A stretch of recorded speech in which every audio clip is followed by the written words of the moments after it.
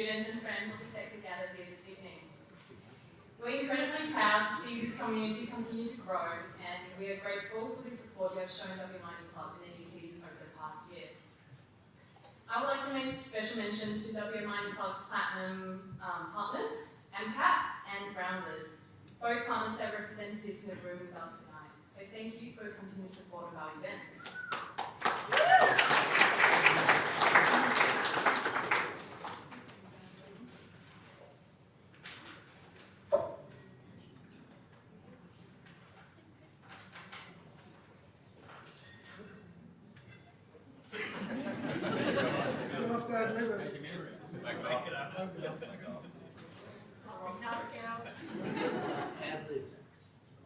That's alright. So, before we begin tonight's discussion, I would like to reflect on some of the club's achievements over the past year. So in 2025, we hosted 4 miners mingle and 10 luncheons, consisting of over 6,400 members. 6,400 attendees. So that's an achievement for us. Here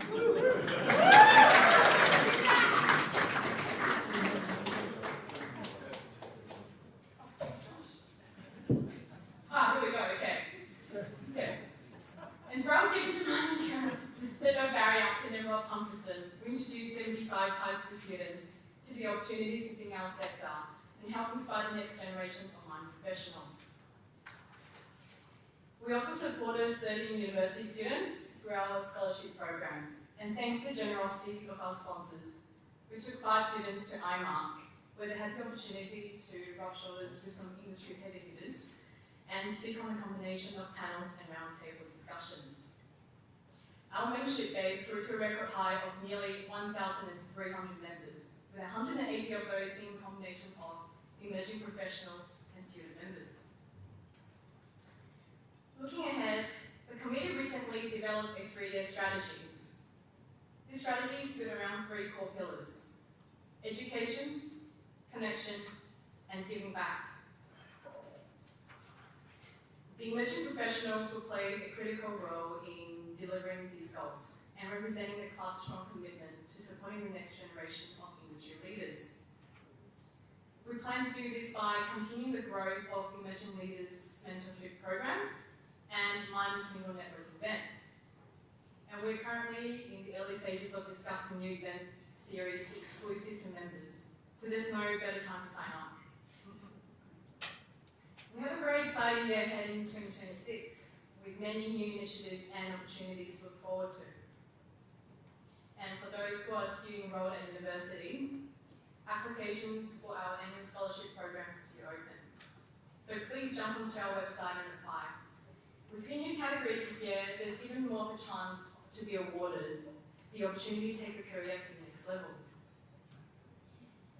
This year, the Emerging Professionals Advisory Committee consists of James Fox and I as the co-leads, Jasmine Benting and Tara Morrigan. We're here to listen to you, and we genuinely welcome your feedback to ensure the emerging professionals community continues to deliver what the industry needs. So please don't hesitate to reach out to one of us.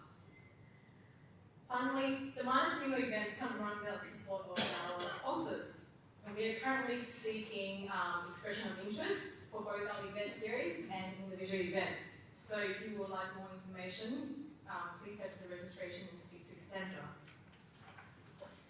Now, without further ado, I'll hand over to our MC for this evening, Robbie Fig from Happiness Co.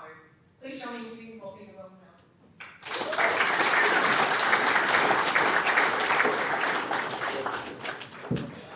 1, 2, 1, 2. All right. First of all, imagine you got up in front of hundreds of your peers and you had the wrong script and you still smashed it. Give it up.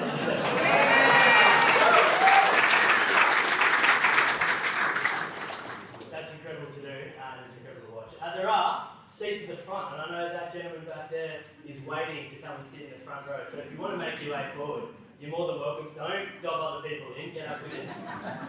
There is plenty of room up here. I always say, knows what, I'll put a front row in places and just remove them at the end. But these guys, give it up for these guys, sitting right in the front row, even though they're front row. Not just because of their experience, but because of their wisdom. So knowledge and wisdom sometimes a little bit different. Having the knowledge is one thing, having wisdom and being able to share it and being willing to share it and give that across to other emerging professionals and people who have emerged, I think is the past tense of it.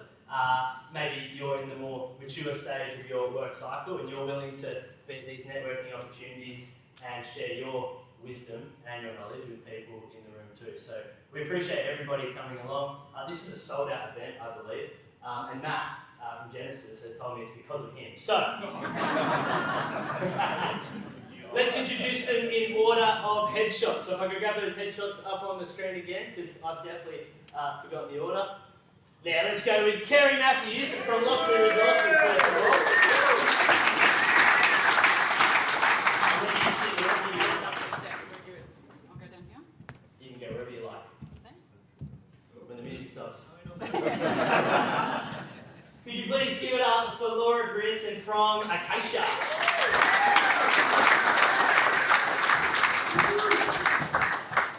Our next speaker is from Genesis Minerals, and it's the reason you're all here, according to him. Please give it up for Matt Nixon.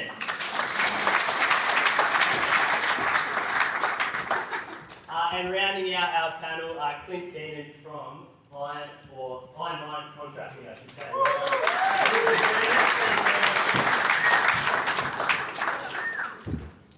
All right, I'm going to take a seat here. I always feel like I'm either the National Press Club or Q&A, and those are two of my dreams, so thank you very much for making that. Thank you. Not just being there, but actually hosting would be nice. We have, like I said, a really eclectic mix on this panel. I've got nothing to add, so I'm just going to ask questions. No, that's a lie. Myself and you as an audience, please make sure that we all get to contribute to this conversation. If you have anything of a burning question, grab out your notes, because no one brings pen and paper these days.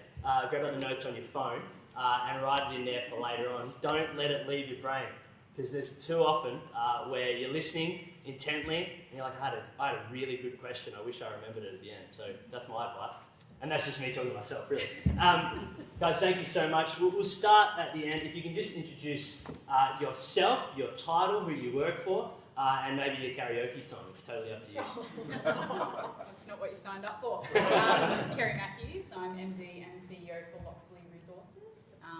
I won't go into the karaoke song, but I'll describe that Loxley is a critical minerals company. We're dual listed here in Australia and also in the US. We've got projects in California and the Mojave Desert, called the Mojave Project, and we are focused on antimony and rare earth. Round of applause for Kerry Loxley. Lois? My turn. My name is Laura Grierson. I'm one of the directors of Acacia Executive Search. So coming at it from a different angle than everyone else on the panel today, Acacia helped build the executive and board teams of a lot of mining companies here in WA and globally. I love that, and I'm really looking forward to your perspective on things from that sort of candidate and recruitment perspective. Matt? Yeah, so Matt Nixon, CEO of Genesis Minerals. So gold-focused company, rapid growth has been our story the last few years, focused on the Leonora and Laverton region in WA. Plenty more growth to come. Link 182 will be terribly my karaoke. Really appreciate you all being here. Probably one of the things we'll get to around leadership traits is honesty and truth. So you fail, I absolutely not say that. How is it up the river, by the way? I think I need to what the whole set list. You're just doing a full concert. Yeah, terribly, but anything you like. I like that. I can't wait to hear the twain. Clint? Clint Keenan, I'm a CEO of Iron Mine. So I bring in the contracting mix here. So I spent about 10 years in contracting before an opportunity come across from Twiggy to help him start Fortescue back in the day. So did that in the client side for another 8 years, both in Australia and Africa, and finally ended up starting my own business over here in Iron Mine Contracting. So 10 years later, we've grown to about 800 people across 12 sites in WA. So really proud of the business we've created, and we do mining and civil construction across WA. Round of applause for all of our panelists. And I'm Robbie Figg, General Manager at Happiness Co, moderated today, and I beat Crash Bandicoot in 2 days when I was 8 years old. That's it. That's the extent of my service. We are going to sort of go to every panellist in different ways, so just be on your toes, as we always say in those briefings. I'll start with yourself, Laura, from that outsider perspective. Cast your mind back 5 or 6 years to the early 20s. Very good. Nailed that. Well done. Nice one, Craig. Tick. Did you think you'd end up where you are today? Not just sharing your knowledge on stage and your wisdom on stage, but in the role and in the business that you've grown with your business partner so vastly? No, I didn't even know what mining was when I was 23, which was 5 years ago. As you said. No, not at all. I studied law. I had no idea what I wanted to do. I was from the East Coast, had really no exposure to the industry. I didn't really even know what executive search was pretty far into my career. So, yeah, if there's any story to say it doesn't have to be linear and planned, mine would definitely be that. I love that. And that perspective that you get tonight, like I said, would be really important. Was there a moment for you at Acacia and with your business partner that you knew that everything had shifted for that business? Was there kind of like a memorable moment in that? Oh, I think we quite organically grew into what we were. So we were recruiting and we were doing it in a bit of a different way, and we had some amazing clients, a lot who are in this room today actually, who pushed us to take on more. So we weren't recruiting executive roles, we weren't recruiting board roles, and it was their encouragement and support of us, and then us really just believing that not having done it before was our advantage. So not letting that hold us back, and think that, you know, just because I haven't done it before doesn't mean that I can't, and it actually means I'll approach it from a way of working out what's the best way to do it rather than maybe the way it's always been done. And for maybe some of those businesses and some of the businesses that you may be a part of out there, what gets you here doesn't get you there, and that approach can help businesses in that growth pattern. Matt, when you we have had pre-chats, obviously I haven't just met them tonight, but what I loved about those briefing chats, you mentioned the fact that you had a bit of a plan and a goal around getting to where you are, so there's some different perspectives. Can you share a bit about that?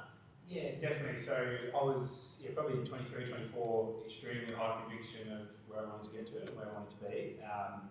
Hand on heart, knew no idea how to get there or what that actually meant. And considering I started my career with a contract miner, saying I wanted to be a CEO of a producer didn't really make sense.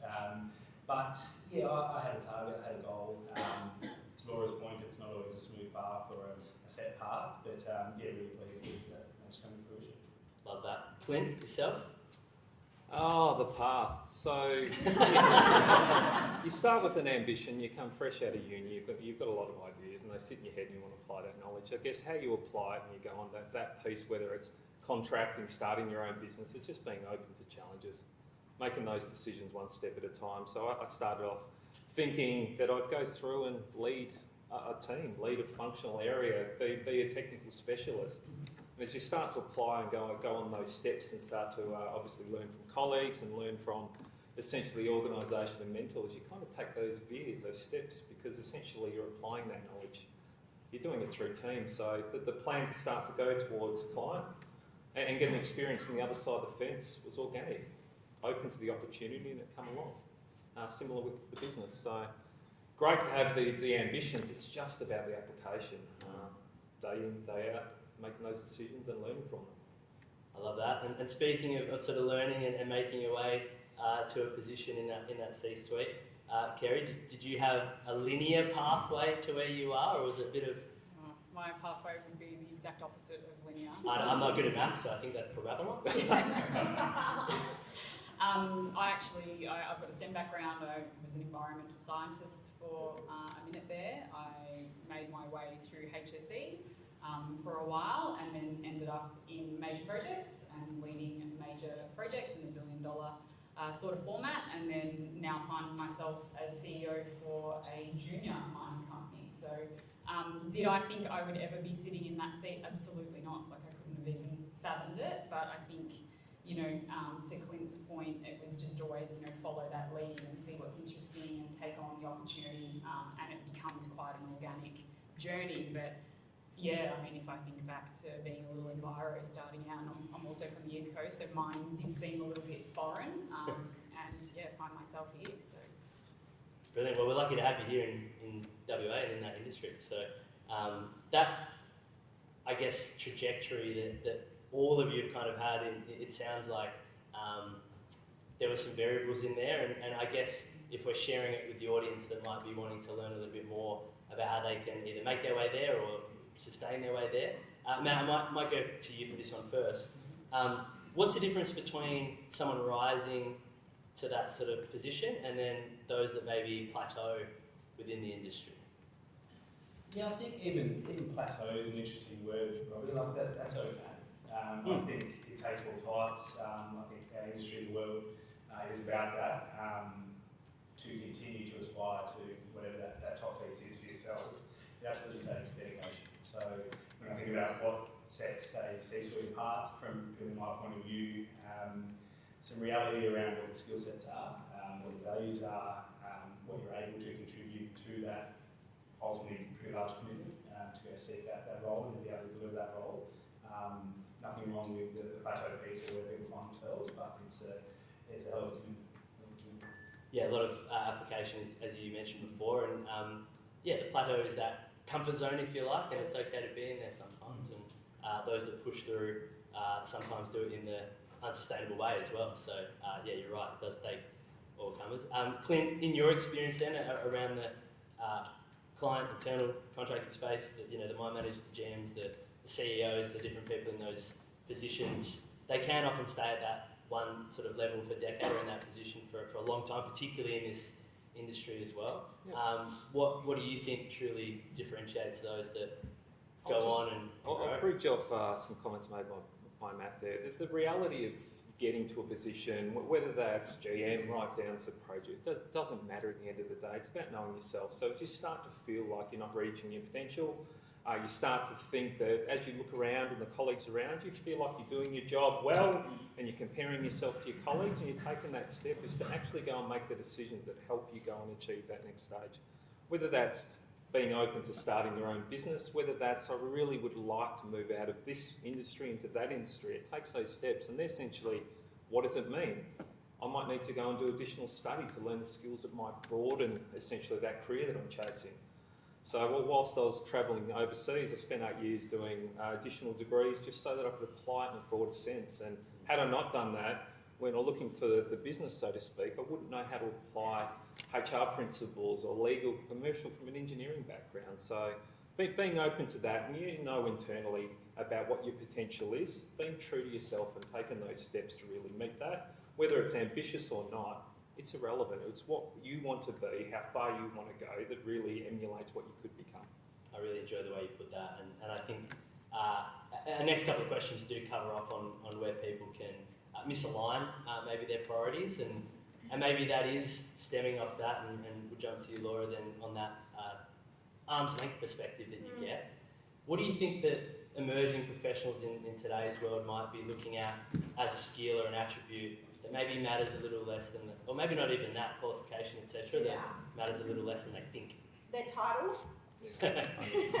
I think that, to Clint's point and to Matt's, diversity of experience and having like strategic understanding of the industry that you operate in is so important. And sometimes you will need to take side steps to gain that exposure. So sometimes you might need to, especially if you're really technical, you might need some financial exposure to understand equity capital markets. You might need to move to a role where you might actually get paid less. Salary might go down, your title might be different, but then it really builds those foundational blocks for the next step in your career. So I think really that title and salary, and also being too linear sometimes, like it will be, you can't plan it. You can't plan all of it, and you'll have to take a risk sometimes. So I think moving outside of how you thought it should be or where you think that you should be moving is really important. Yeah, brilliant. And it might jump to you then, Matt, because we spoke about the linearness, is that the word I'm looking for? Linearity, just to sound smarter. That trajectory that you had a bit of a plan and ambition and application. Was there something different in what you did that got you to where you are versus maybe the plan that you had in your mind? Was there a crossroads? Maybe not a crossroads, Robbie. I think to what Clint was articulating just now, I took, you've got to have some scars, is probably the way I put it. So it wasn't a necessarily linear trajectory. I'm mining engineer by background, so the first part of the career definitely was. So it was contract mining, drill underground time, first class underground ticket in WA, manage and move through GM roles and pieces like this. But upskilled, whether it was on leadership, on financial, on other facets outside of mining engineering, I really saw that, and that's very about commitment. That is a commitment, but if that's what you're seeking, it is worthwhile, and you see payback on that commitment. But I took a hell of a plunge, maybe ill-advised by some, stepping out of a manager of mining role with Northern Star, looking after Jundee, and straight into a COO, which quickly became a CEO role of a junior aspiring at that time gold producer.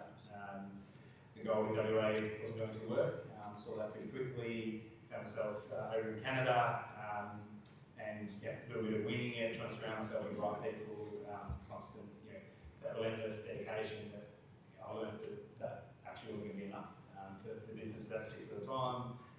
Lithium was all the rage, and it was only a few years ago. Gold, believe it or not, was not in favour. You wouldn't believe it today. So we talk a lot about timing and controlling what I can control, and I'm sure we'll cover that today. But what I made sure I took out of that pretty tough period was learnings, and those scars put me in better stead to control things and influence things and ultimately deliver moving to the role today. Yeah, stunning. I love the idea of still being on that same path, but just maybe taking a little knock on the guardrails as you go. Kerry, to you then, underrated skills maybe that you found along the way?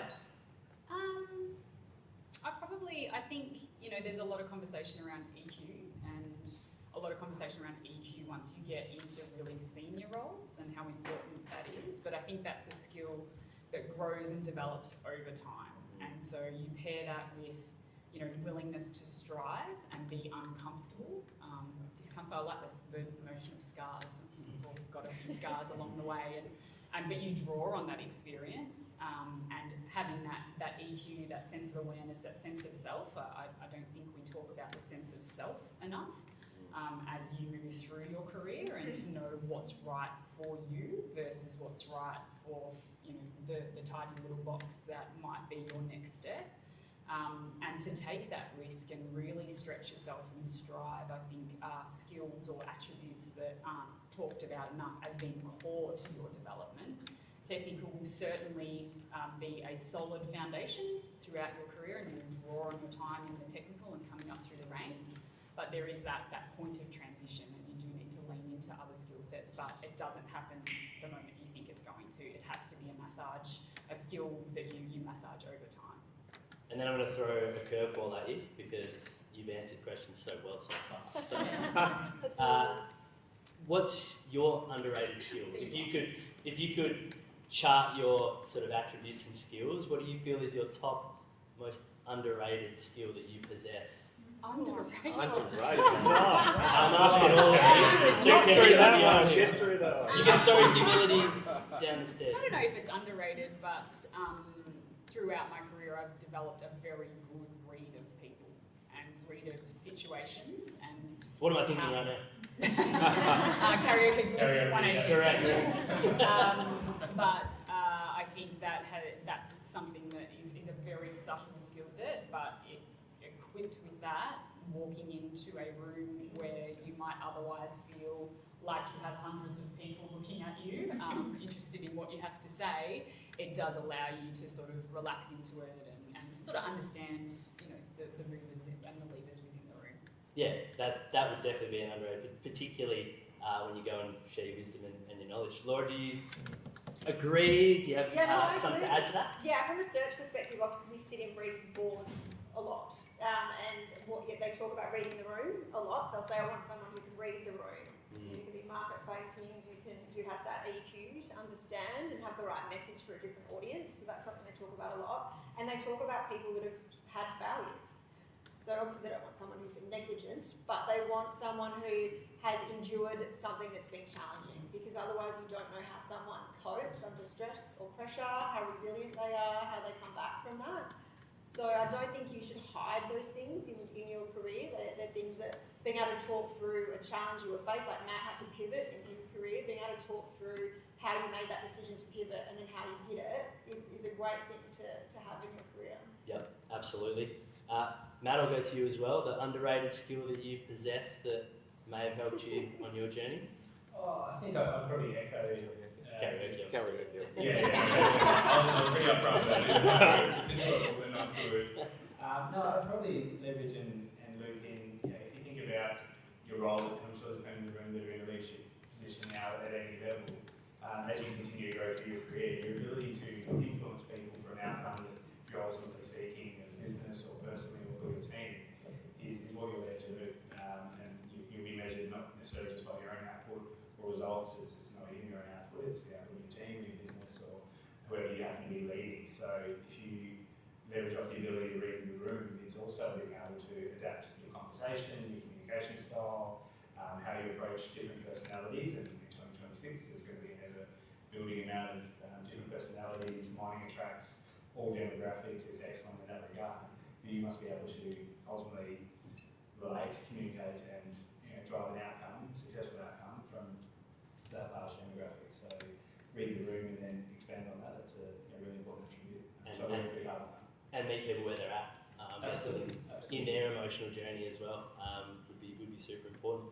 Clint, to round us out on the underrated side of yourself. Oh, I think it's a little bit of everything's been said. I frame it in the word empathy. It's putting yourself in the point of view of the person you're discussing with. So whether you're on site and essentially sitting down with an operator and saying, how's your day going? And starting to bridge a gap which says, okay, I can understand their position. This is what may motivate them towards an outcome. And you start bridging that out to teams, organisations, functions and beyond. So that those outcomes essentially are about you starting to take the step. What is best for the person I'm actually conversing with? And if you put yourself in that situation as a contractor with a client or as a client with your team or essentially in everyday life, you start to get that bridge where you can start to say, okay, I can essentially get to the point of value.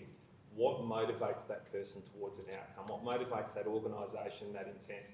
And at the heart of value, I remember a time as the guys were just chatting, Twiggy early days at Fortescue wanted to start Cloudbreak and he's up trying to raise money and his intent early days is no different to what I see on the telly from a long time later. He really wanted to bring electrification, he wanted to do something different. And even in discussions when he's sitting in a boardroom and he's smashing the table and saying, why aren't we going direct onto a train? Why have we got things in the middle? Why can't it all be electric? I had to put myself in a position of what is he really striving for? What's that end outcome? And how can I essentially get towards that outcome in steps, converse to someone who's high in their conviction, and from that, by able to put a solution that essentially brings value to bear, that they buy in. They buy into you personally, they buy into your career and they invest because they can hear you, listen and essentially reflect what they need. Love that. The buy-in factor in anything to do with leadership is so important. What I thought we could do, not like a halftime break officially, but to do things a little bit differently, I want you to think about what your underrated skill might be in what you do and how you do it. It can't be karaoke, that's already taken. But I'd like you to talk to the person next to you for 38 seconds about your underrated skill. Off you go. Talking to us,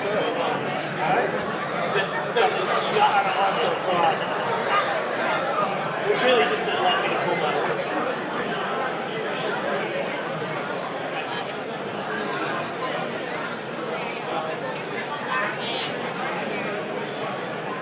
We'll sit back and can we ask him questions? That's good fun.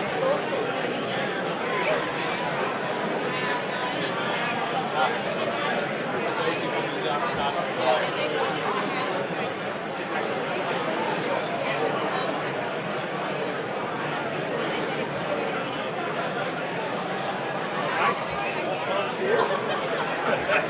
Are you like? Oh, no.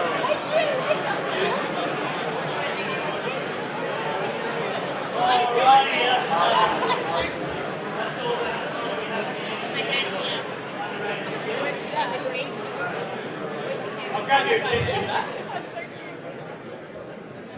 Now I feel like the speaker in the parliament when they stand up. Order. Who had a real curveball thrown at them by the person next to them? Throw your hand up. I won't ask you, but I'll tell you to share.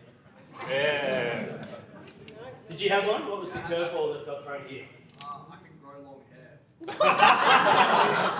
I'm going to leave that one as a comment. Barry? That is helpful. You can wine and dine anyone to invest, I guess. Anyone else that was working? Love it. All right, at least it was great conversation. Clint turned to me and said, right, our job's done. They're talking. Don't get away with it that easy. In fact, we're going to, well, we're not segueing, we're going completely into the negative to come back up, but any lived experience when you share it should have double the ups that it does the downs. So if you're taking people on a journey down, it should bring them up doubly. And that's a real word, I looked it up. So I'm going to start with yourself, Kerry, in the handling of setbacks. Are there setbacks that you've seen or been a part of in your journey that have helped you get to where you are by pushing through them? So many. Yep. So many setbacks. I think any path to these kinds of roles involves a heap of twists and turns and sways away from what you thought was your trajectory. I am very confident now, coming through a lot of setbacks, that they have all been helpful. They are all things that I draw on, and I think Laura kind of mentioned, how do you rebound? How resilient are you? How do you collect yourself? Right, that's not what I expected. How do you present in front of your team? How do you help your team through a setback, or lead through that is a really important attribute as a leader when there is a setback, whether it's personal, personally professional, or professional for the group. So I would say, hindsight is always 20/20, and it's always a perfect view from the other side. But don't shy away from really reflecting and think about those setbacks. And a step backwards is often a step forward. It might take you in a different direction. It might be a reroute throughout your career, and those are just as essential as being able to launch in. Because I think when you can launch in and it goes as planned, sometimes it's sweeter. But when you are able to pick yourself up after a setback and you can nail whatever it is that you attempt to do next, or what you learn and carry with you, it is all the sweeter. But I agree. I think that Matt's comment earlier, you really do need a couple of scars along the way to give you good perspective, but it also helps you to understand, okay, I'm going to avoid that next time. I'm not going to make that same mistake, and I'm going to bring my team with me so that we can avoid it together. And they're really important. And then that not only allows you to build resilience capacity, but also some awareness around, like you said, what to avoid to get into that mud, rather than being so resilient that you get through every shit hurdle, technical term that you come across. Yeah. Laura, your perspective, obviously you can talk to the experience of building Acacia as the business, but have you seen people that are in that space that you're recruiting for, in that C-suite space, who have gone through their own setbacks and have just gone on and nailed it? Yeah, absolutely. I think something about our industry is it's so cyclical that sometimes you have setbacks that are really out of your control, and that can be really challenging. So especially if you're a high-achieving, driven person that's doing everything that they can to get an output, and then commodity price drops, or the market changes, or something happens that you literally have no control of, which can actually feel like it's taking away all the hard work that you've done for you in a really different position. So I think it's really important in those times to remember that it is cyclical, and you've got to go through a few of those. Being 29, I haven't gone through that many yet, but... It's the laughing that gives it away. But no, absolutely, and I think Matt's point to pivoting is the thing, and I think you've got to reframe. You've really got to reframe. If you're a geologist, sometimes you are so high in demand, and then nobody wants to talk to you, and that happens in all different disciplines throughout the cycle. And so one thing Abby and I always did was we said if it was easy, everyone would do it, and nothing goes in your comfort zone, and you just sometimes have to say it to yourself over and over again to keep moving. What you say you will believe, and what you believe you will become. Instead of setbacks, let's talk difficult leadership decisions. I'm guessing along that journey, Matt, particularly in that not linear trajectory, you would have found so many moments where you had to make and deliver a lot of those decisions along the journey. What makes that easier is my first question, and That's the only question, really. What makes it easier? How do I think about that? You were never going to be armed with every bit of information that you would like to be able to make a decision. And as you progress, you often have less data points or less time, or more variable data points you start to make a decision on, and that's the accountability you take on ultimately. Empathy is really important when I think about people and being mindful that people are going to be influenced by your decisions. You actually can't meet the expectations of a different stakeholder, people, whether it's your own employees, whether it's your family, whether it's your shareholders. Contemplating all these, but ultimately targeting to control what you can control. That's how I view it. It's put me in good stead, and being willing to back my 80-20 type decision all the time, and comfortable that hindsight, as Gary said, is always 20-20, and people will tell you I should have done this, should have done that. Yeah, that's easy. But I take confidence that I do the work, doing the work, consider the right things with empathy, and control what I can control and make these decisions. Yeah, love that. And I suppose along that journey as well, and with what you're talking about there in the difficult times, in those difficult moments, it's a lonely spot sometimes in that C-suite. So for you, Matt, who mentored you, or who mentors you in the position at the moment? If you're at the sort of peak of the pyramid in one sense, how does that look for you? Yeah, excellent question, Robbie. There's always a high peak. Well done. There's always a high peak, is probably the first one. Your peers, for myself personally, many in the room know Riley Mason, one of the industry heavyweights and awards, but such a great leader, great businessman, great person. Riley has done a lot and does a lot for me, will continue to do so. Your board of directors, that is a key function of theirs, the guidance piece, the challenging of you, your peers, everyone up on this floor. And then I often seek out views of, call it whether it's mates, family, friends, but someone completely outside of the industry, and they can really help with perspective. In these roles, or in anyone's roles, particularly in the mining industry, no matter where we go, whether it's a wedding or a function, they're going to all start talking about mining. We are so engrossed in it. I find it quite endearing. I think I see a few nods of, you make a rule, let's not talk about work. We still do. Getting the perspective of someone outside the industry, and it's often, that doesn't really sound like that big of a deal. It really brings me back, and I said, good point. I find that very important as well, just that level piece, because it can be quite consuming. Yeah, all consuming in that perspective would be so important. Along your journey, Clint, mentors, people that have added perspective, grounded. Thanks to our sponsors, by the way. You along the way. Is that something that you found really helpful in your journey?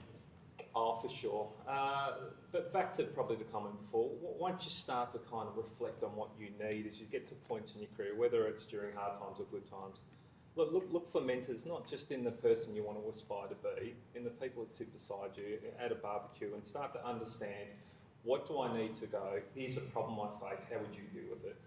And that can come from all aspects of life, from partners, from relatives, so to speak, who always tell their mind, no doubt. But the reality becomes broaden your network, and organisations like the one we sit in front of here, the Mining Club, is a good way to be able to network through like-minded professionals to find perspectives, have that discussion, just like you guys did 5 minutes ago.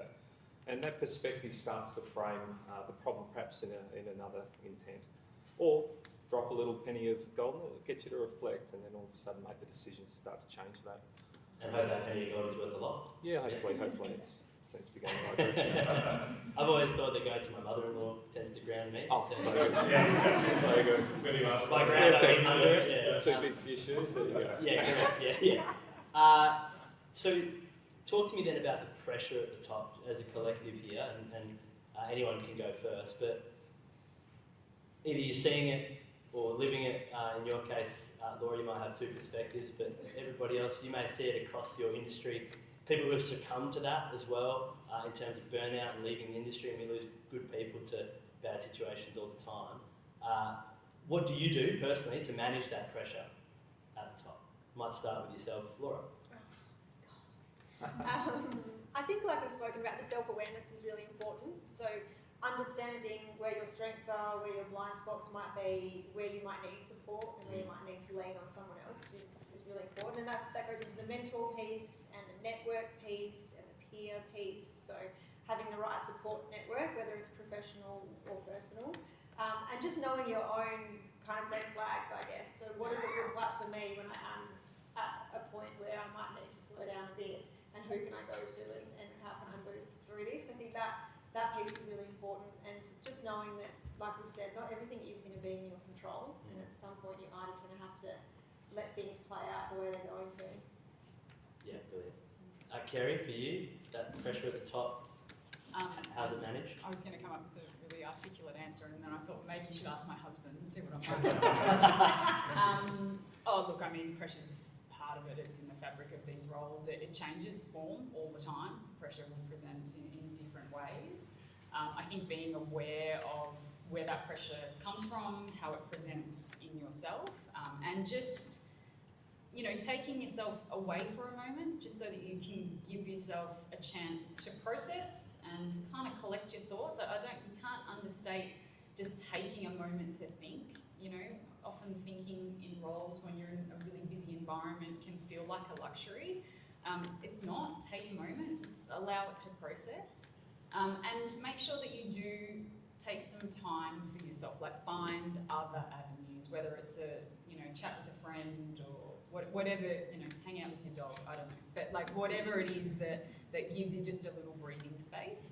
And look, I can't understate the importance and the value that I have got from mentors throughout my career, and they're not, I sometimes think people have an idea, particularly, even myself coming up through my career at different stages, you have an idea that a mentor is like quite a stiff and sort of, you sit next to each other and you ask questions and I have to get the most out of this, where a mentor can be, sitting down with a friend or a colleague or someone that you've crossed paths with, and they will almost always offer you a perspective, perhaps about yourself or a situation, and let you reason and rationalise. And that's been really invaluable for me.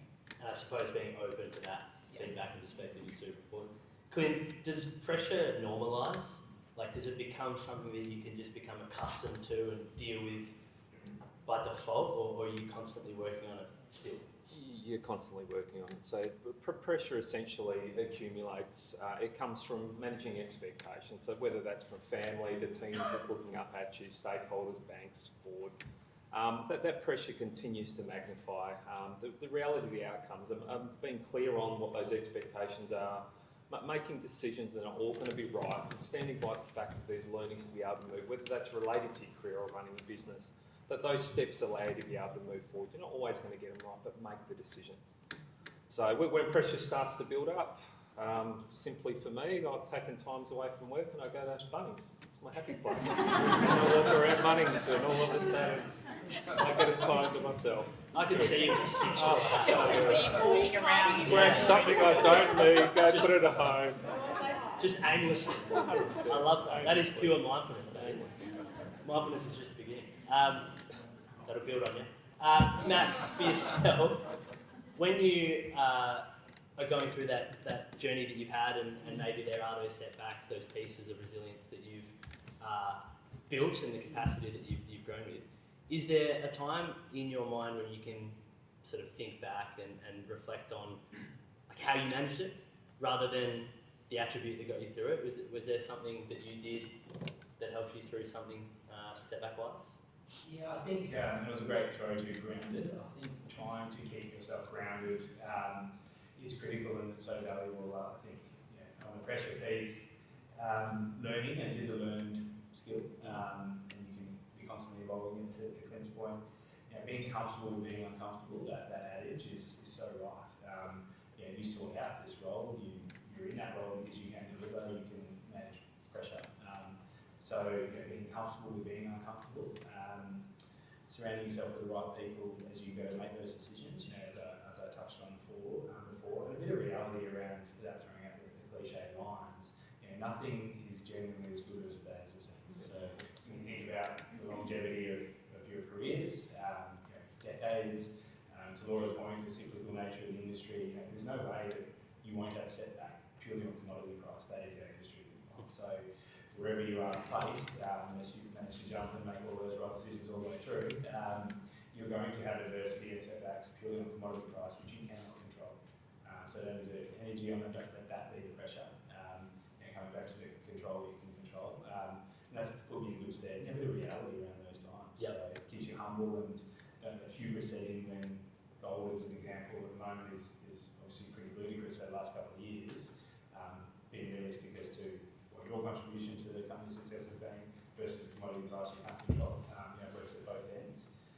But that has helped put me in good stead through those tougher times. Well, speaking of good stead then, and I will start with you, Matt, what's one value within your leadership that is an absolute non-negotiable? And if we can try and avoid ones that we've mentioned already, that would be incredible. I think whether I call it accountability or integrity or link the two together, so pivotal for me. We are in a small industry, a great industry, but a small industry, and decisions you make, how you conduct yourself at all points in your career, you do that with integrity, it'll put you in good stead no matter where you want to go and where you end up. And we all know someone else that the degrees of separation must be 3 versus 6. I feel for our industry, so when things don't go well, don't go your way, your decisions get questioned, your company's not succeeding the way you'd like, if you've conducted yourself with integrity, I feel that you will still be in great stead no matter where your business lands or your team lands. Never want to burn those boats. Kerry, for yourself, a non-negotiable? I wish I had gone first. Look, I mean, I guess following through,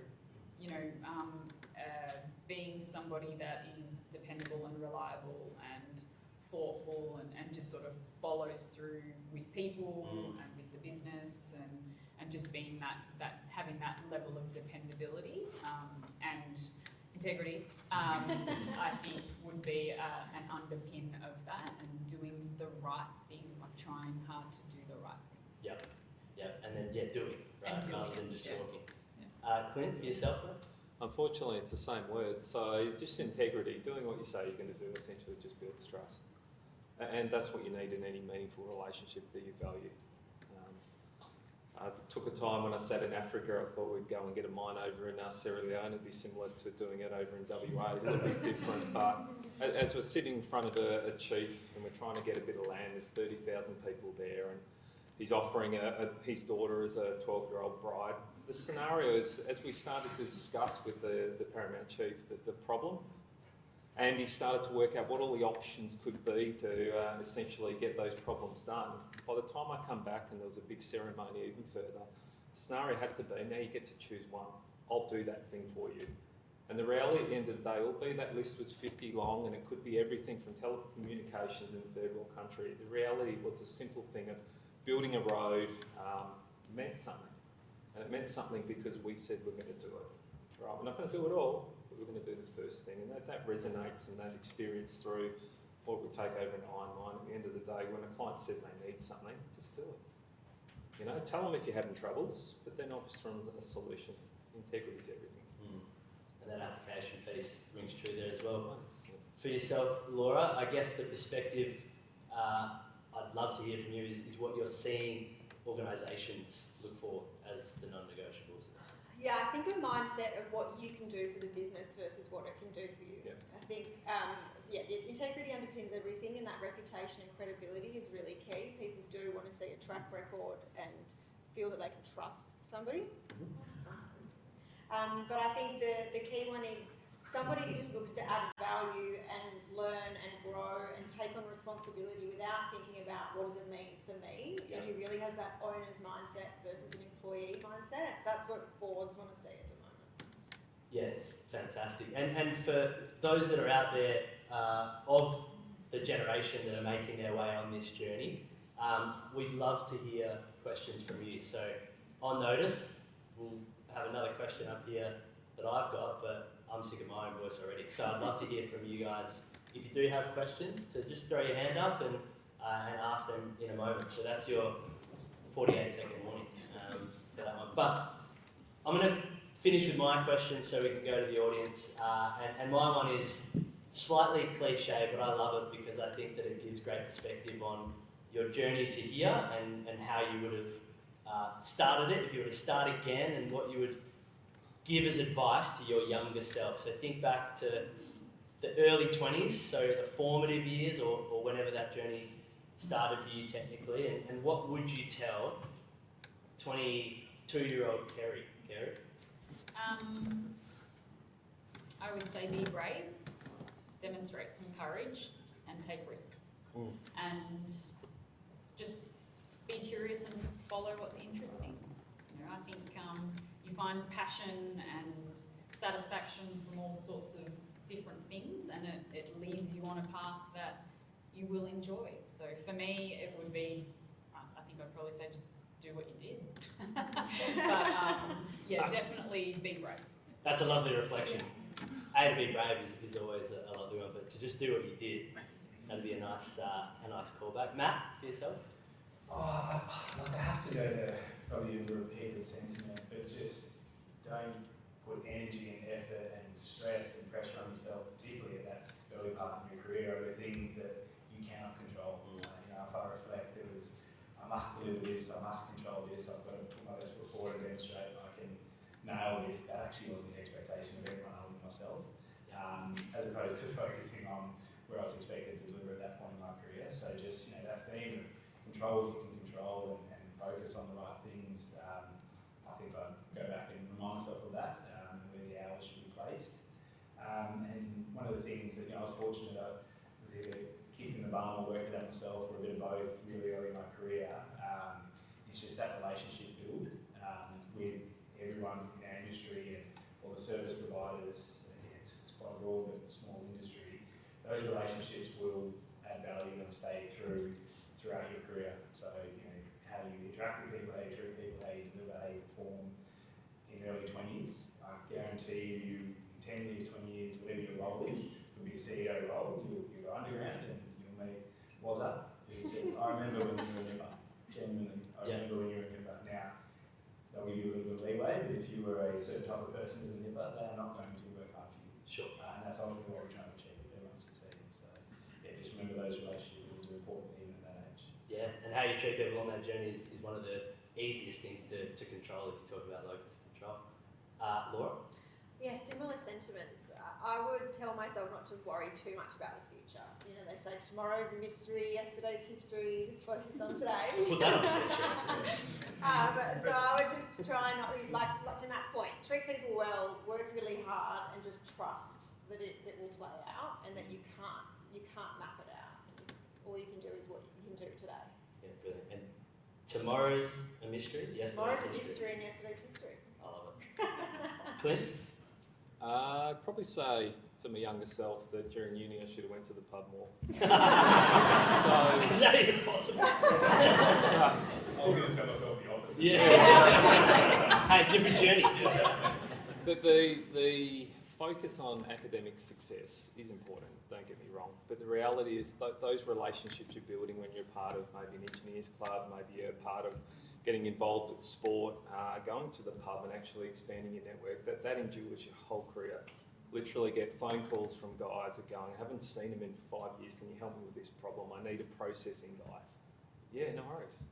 And that's a reality in network that endures, and it starts with relationships back all the way from school, but also through uni. It's a really formative stage, potentially as you go on your professional career. Make most of it. Get to know the people around you. You'll need them. Yeah, I feel like that treating of people is a real theme, and EQ, the passion for people, the curiosity, there's so much there. Does anybody, this is my long-winded throw to the audience, does anybody have a question that they'd like to ask? And what I think we'll do is, are we waiting for a microphone? Oh, Jack, what a superstar. If you could wait for the microphone, we'll go to the back there, the tall, handsome gentleman. Worries me how quick that was. Yeah.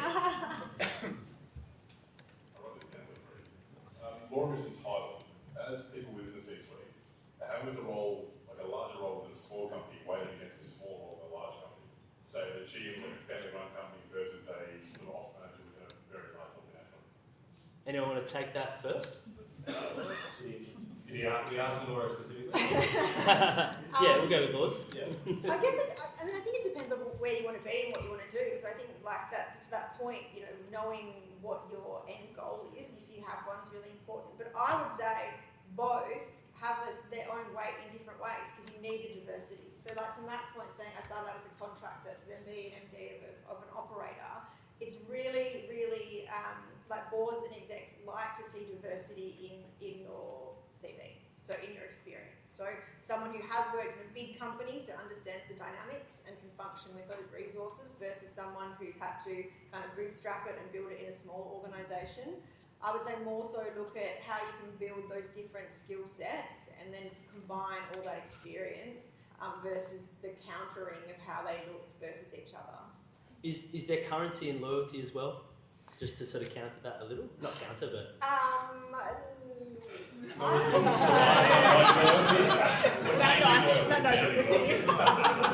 Not speaking as the person that's worked with the same company for 10 years, but is it a balance of both? I think it's obviously, like we talk about treating people well, so I think if you leave a company in the lurch or you don't do what you said you were going to do in terms of entering that role, I think as long as you set very clear expectations with the people that you're working with about what you were there for and why, but people understand, and people should understand, that you're also building your own career, and so there shouldn't be any hard feelings if something presents that you can then move on to. And we all want those diversified, equipped professionals to work for us, so we can't be upset if they then leave to develop their own careers. It is one of those industries, isn't it? Anything to add? I think there's a skill in how you translate the skills and the experience in the various workplaces that you sort of transition through in your career. I think sometimes there is an expectation of, people understand what an operations role means in a smaller run organisation. I think we all have a good grasp. They're incredibly busy roles, and your ability to manage complexity and synthesise information in those kinds of roles is front and centre. So how do you translate that in when you're looking for a new role, and how do you best represent those skills that you learn and the energy that you bring and all of those things? How do you actually translate that? I think is a really good skill in that scenario. Can I jump in as well? Mate, absolutely. It was almost like that was a Dorothy Dixon for me. I've had this conversation so many times. I think that's such a great question because, I said earlier, being not wedded to a title.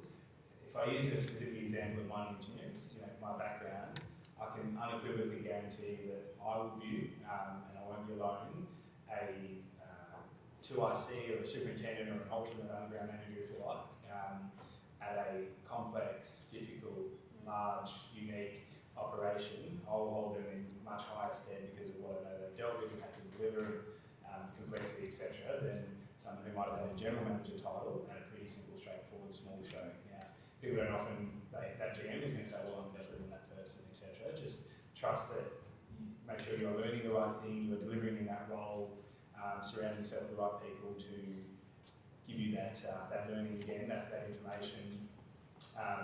The right people will notice that and observe that. That's a great question. And Clint, we'll round out with you as well because it's such a great question.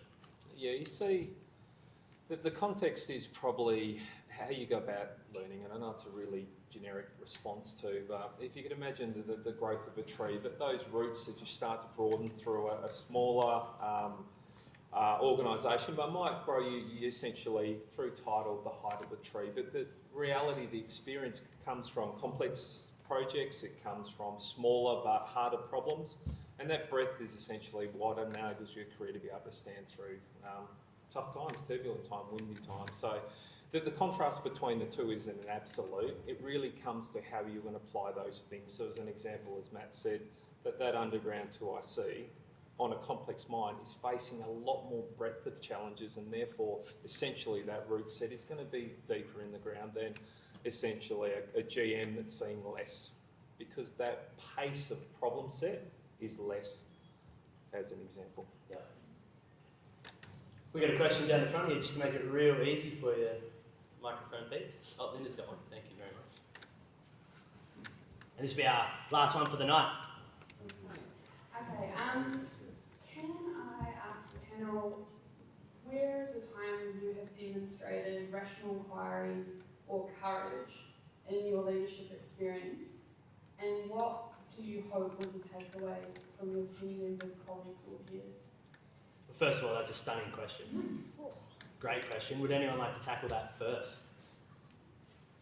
I can probably reflect on probably recently for Genesis, i.e. mid-July, and it definitely wasn't a sole Matt decision, it wasn't a sole Ralph decision, it was a joint exec leadership decision, but ultimately it was around rapid fire context, an aspiring developer, very small company, Genesis 1.0, through acquisition, counter-cyclical 2022-2023, overnight became a producer and took on the lead assets from St. Barbara, as well as looking at basing at the same time. So the decision there was, do we keep operating? Now, it was quite easy, it would have been palatable, accepted to shut down those operations. That obviously has implications for the 222 people that were working there at the time, plus all the contract partners. We would have had excuses to go and drill and take our time and actually build systems that we did not have, round out strategies that we didn't have. So collectively, it took a lot of courage to make that decision. Hindsight, we delivered into an improving gold price. Everyone enjoyed themselves. We grew rapidly, etc. But that was not guaranteed. I use the duck on water analogy. It looked outstanding from the outside, but underneath we were going, gee whiz, we're still building these systems. Rail's analogy as MD at the time was we were trying to fix the plane at the same time as flying it. Sure. So that resonated with our team. But I think in this case, hindsight demonstrated that was absolutely the right call. But we contemplated a lot to make that decision. That's great perspective. Kerry, did you have? It's probably earlier in my career as a younger manager. One of the projects that I had, fairly vocal role on. We had some challenging developments with engineering, which meant that the workload just tripled overnight. And anybody that's worked in projects or major projects, they're a huge undertaking when you're on schedule, let alone when things go awry and you've got to pull some levers to make it happen. And so that's a really tough, a really difficult scenario to be in. My team certainly weren't alone. I was in the trenches there with them, but delivering that kind of news information, everybody understands what it means for them. They get what it means for their role. So I just, I remember kind of delivering it with as much empathy and integrity as I possibly could, and to answer, and workarounds. Okay, what can we make? What's efficient? What do we have to do? What can we strip out?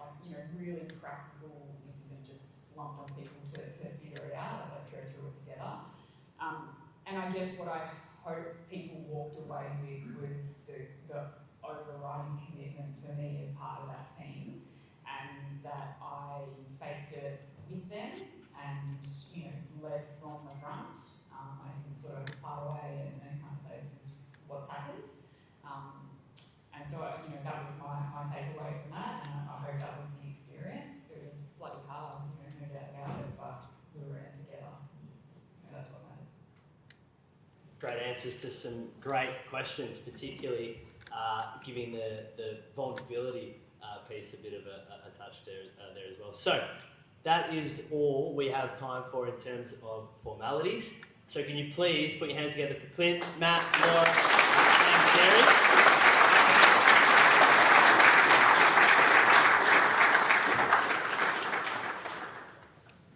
Well, what an incredible panel we just had the privilege of hearing from tonight. For those I haven't had the pleasure of meeting yet, my name is Justin Benting and I'm on the EPAC committee at the WA Mining Club. The experience, leadership and honest reflections we've had tonight have been truly inspiring. I'd like to extend a sincere thank you to our speakers, Kerry, Laura, Matt and Clinton, for sharing your journeys, insights and lessons from across your careers. As someone who's only just beginning my own journey in this industry, I find your perspectives incredibly valuable, and I'm sure everyone is walking away tonight having learned something new. I'd also like to say a special thank you to our fantastic facilitator, Robbie Figg, who guided the conversation so thoughtfully and brought out the stories behind each of our panelists' journey. And, of course, a huge thank you to everyone here this evening. We're thrilled to see such a fantastic turnout for our first Miners Mingle of 2026. Events like this are only possible because of the community of professionals who are willing to come together, share knowledge and support one another across the industry. Now, before we wrap up for tonight, we have some door prizes to give out. So, thanks to our friends at Rise and Fall Wellness, we have 5 1-hour ice bath and sauna passes to These prizes will be drawn exclusively to our ETE members and students, so sorry to our retail members. Just to be It's sure. due tonight. And seeing we have 5 speakers, I'm going to ask each one of you to draw a name. So, I will.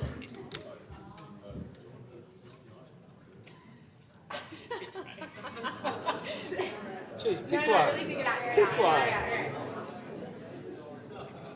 Laura's written that. We talked about reading it. Kit Curatina from Found for Pure.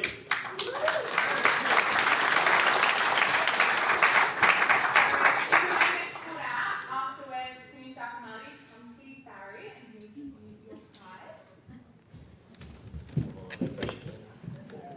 No pressure. Had to put my glasses on. Oh, fantastic. Just a spare bit of Actually, paper. that's a random one. We have Jack McMaster from DRD Group.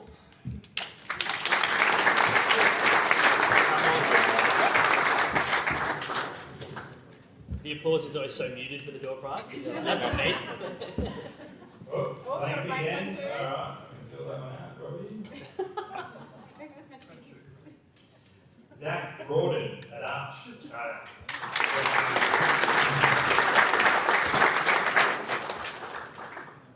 Jasmine Benty.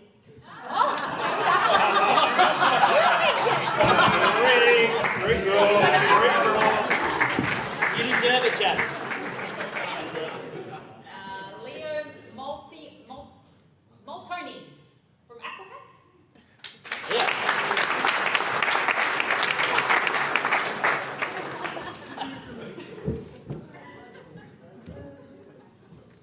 Okay, so can we please put our hands together one last time for our incredible panel tonight?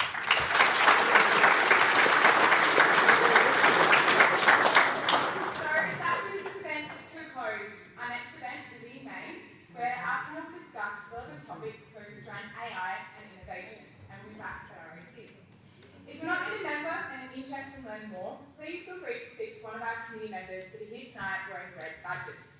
They'll be more than happy to answer any questions you may have about membership or the club. And for our students in the room, don't forget to apply for our scholarships. There are 14 incredible opportunities available this year. Food and beverages services will now recommence with last drinks before at 7:30, so go quick, get a drink. On behalf of the Emerging Professional Advisory Committee, thank you all for attending this one, and we look forward to seeing you at next.